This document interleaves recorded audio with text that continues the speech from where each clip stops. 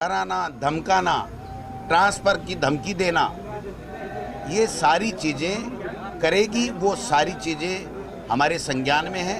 हमारा कांग्रेस का कार्यकर्ता न डरने वाला है न भयभीत होने वाला है।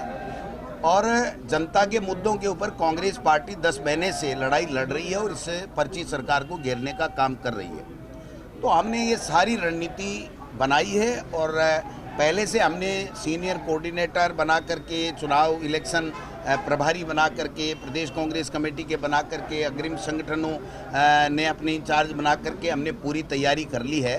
तो मैं समझता हूं कि हमारे प्रमुख नेताओं से सबसे चर्चा की है।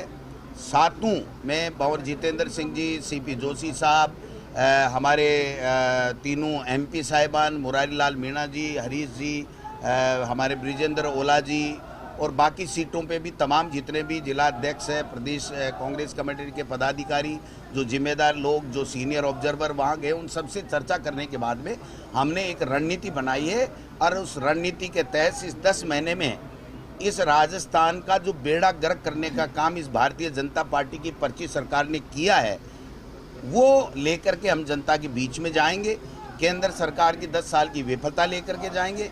हमारी सरकार के समय जो अच्छी योजनाएं थी, उदाहरण के लिए मुख्यमंत्री चिरंजीवी योजना जैसी योजना, उससे लोगों को राहत मिल रही थी, गरीबों को, वो सारी की सारी इन्होंने बंद कर दी है केवल समीक्षा के नाम से।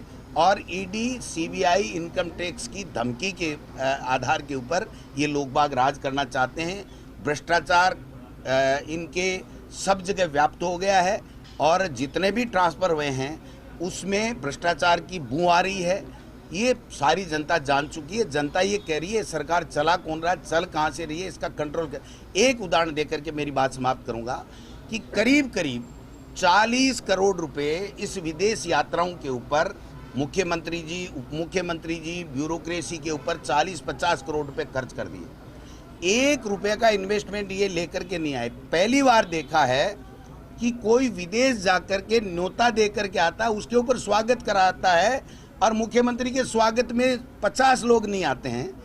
तो मैं समझता हूं कि ये इस तरीके का अपनी पिकनिक, सैर सपाटे और पर्यटक बन करके विदेशों में घूम करके राजस्थान के लोगों की गाड़ी कमाई को बर्बाद करने का काम कर रहे हैं। इसका जवाब इस उपचुनाव में जनता देने जा रही है।